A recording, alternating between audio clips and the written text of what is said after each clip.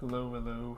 What's going on? GZTV, and I figured before the Sunday Night Football game started, I would give you guys a weekly track roundup of kind of every track besides Sofago, because Sofago was the edited album reaction we did for this week. I think every week from now on we will do one, regardless of if no one that is worthy now of a edited video drops. We could probably go back and listen to an old album that I haven't listened to. I have a couple albums lined up for that, or albums that I haven't heard in a while at least. So, the first thing, obviously, the elephant in the room is Nas dropping King's Disease 3, having one of his best album runs of his career. Let's be, maybe not material-wise, but success-wise, critical reception. People are really liking what he has come out with in the last 3 or 4 years, and he comes back with King's Disease 3. I don't think he has a single feature, but, man...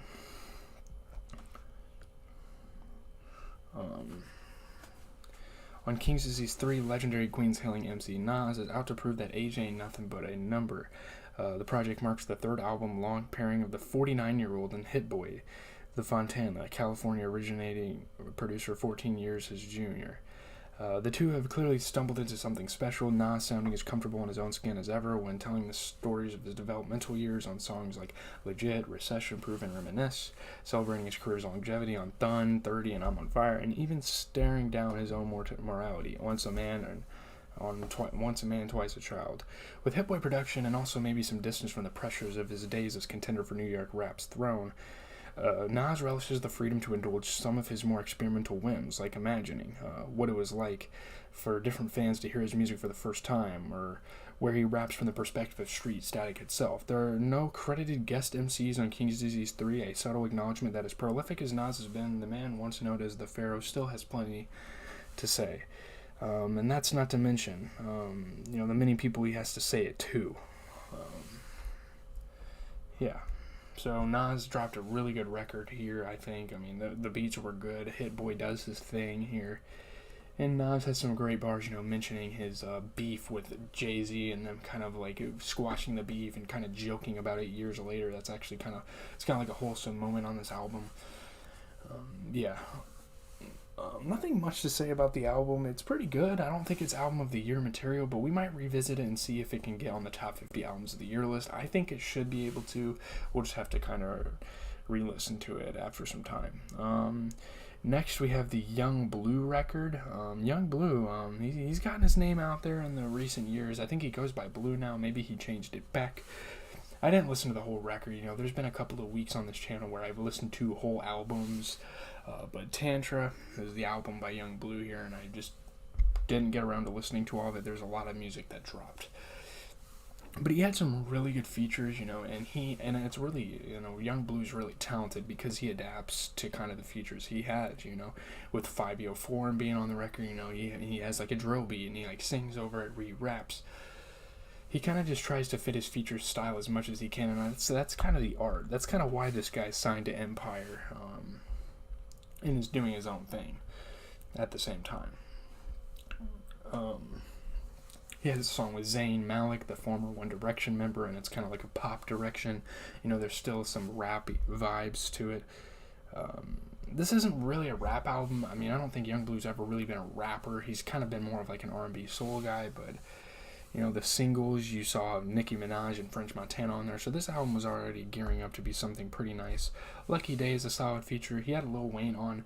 None of the features really hit, but shout out to Young Blue here because he drops a pretty solid project, I have to say. Tight Dolla $ign was on here. Neo was on one of the singles. So yeah, I couldn't listen to the whole thing. It's 53 minutes long. We had to listen to Nas. I had to get our full listening ear. And by the way, next week, I can't wait. We have Brockhampton dropping their final album together. Hopefully it's a banger. It doesn't seem like it's going to be that good, but we'll give it a chance. But next is Glorilla, an up-and-coming female rapper. Anyway, Life's Great, her new album. Not really any big features. Obviously, Cardi B was on the single. She signed to CMG, the label, and she's kind of gone up from there. But early adopters of Memphis Spitter and recent CMG signee Glorilla will recognize the title of the MC's debut EP, Anyways Life's Great, as a quip from her breakout hit. But if the bars on the rest of the EP are any indication of what the woman-born Gloria Hallelujah Woods has in store for fans, she'll have project titles until her dying days, and plenty of demand for them. Woods, who is still riding high from the success of her big hit songs as well as the Cardi B collaboration she got upon the release of Anyway Life's Great, has a gruff rhyme style that strikes a perfect balance between bravado and relatability, something she attributes to taking the time to develop who she was on the mic. For the well-informed, that much is apparent from her accent and the way she punctuates some of her statements, as she does frequently across the EP. What she also does is tell Fairweather fans about themselves and songs like No More Love, take disappointing sexual partners to task on Nut Quick, kind of funny there, celebrate how far she's come as an artist on Blessed, and take off her cool to get vulnerable on Out Loud Thinking. Runaway success like the kind Glorilla first encountered with her big songs has been the downfall of plenty of promising MC, but to let her tell it, having a hit right out of the gate only gave her a blueprint for success. I'm not going to really get into this, but Glorilla kind of explained to Apple Music kind of what each of her songs meant. I listened to Fat and All, I listened to Fat and All, and I listened to Get That Money, so we could probably go through those, her explanations of those. Fat and All, kind of like in Memphis, a lot of people do this all over the world. When people die, they get their names tatted on their face. So, like, her ex is dead to her, they're so dead to her, might get their name tatted on her face. That's kind of what that means, I guess. I don't know, this is weird. I don't really want to read out these. Okay, we're good. Not bad. She's definitely promising. She's had a couple really big hits to start her career, and I feel like she's only going up. And obviously people are like, oh my god, she's a female rapper, she sucks. I mean, generally, yeah, there's not a lot of great female rappers, but we've had some big moments in female hip-hop. Let's not get it twisted. I think this girl is another one of those big moments, and who knows how long it'll last, but yeah. Rihanna dropped another track for the Black Panther movie that actually dropped this week. So yeah, she dropped one more track for the complete soundtrack, Born Again. So she's coming back with 2 songs, so this is probably a good sign for Rihanna fans to maybe expect an album in the near future. And it might be a sign for A$AP Rocky fans, because they're married, they've probably been working on music together, who knows. We might be seeing a bunch of their collabs in the future, and we're still waiting on A$AP Rocky's album. I can't wait for that to drop. 5Yo Foreign made a song with Russian called 1 on 3. You guys saw the Giants on 3 with Eli Manning in the studio. That was a cool moment. Eli Manning dripped down Celine Dion. That was awesome. The New York. I like the New York rappers kind of embracing like the athletes. So we've seen it with Saquon Barkley, and Lil TJ. All sorts of New York rappers have shown up to show love. Obviously, like Griselda's.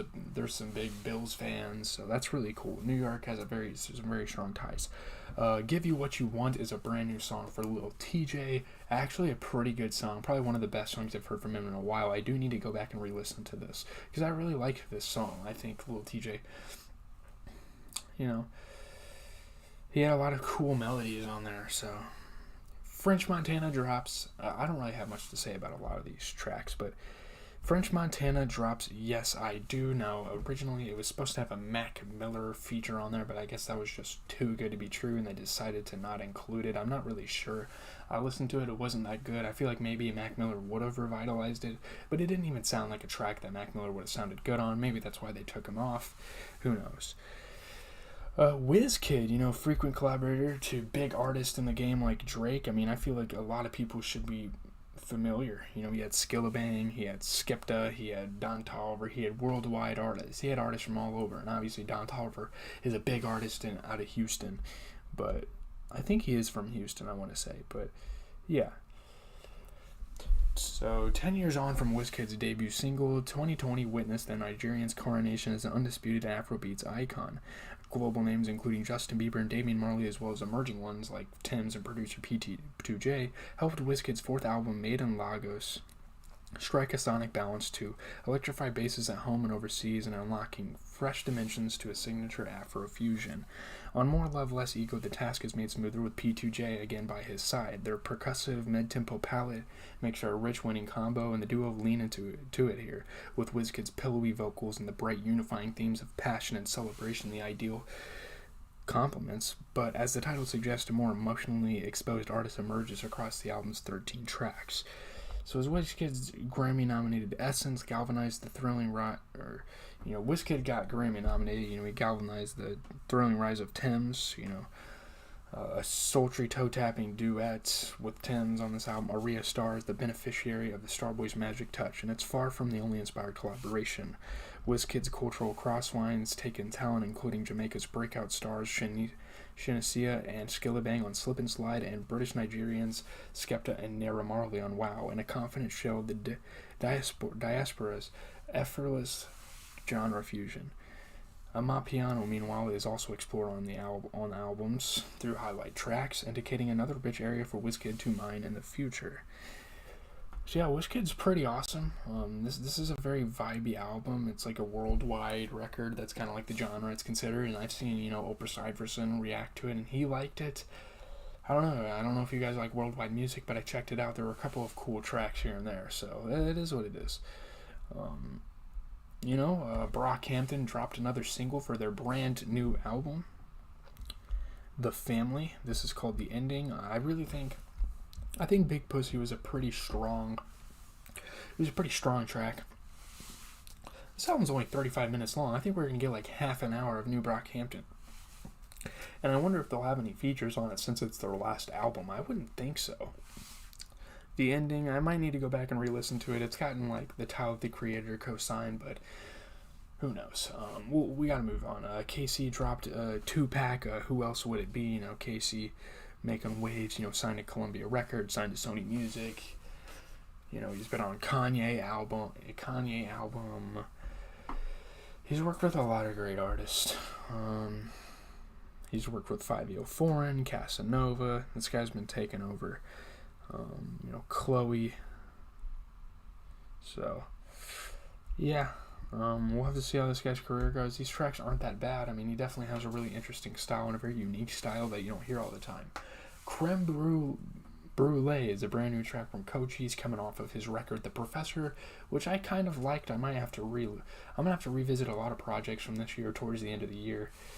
But Creme Brulee is probably one of my favorite songs that's dropped this week. I think the song's fire. Cochise continues to go on in different directions, have kind of different instrumentations and all that type of stuff. So that's awesome. But the Black Eyed Peas, one of the most popular pop bands of all time, at a point, they dropped a brand new album called Elevation.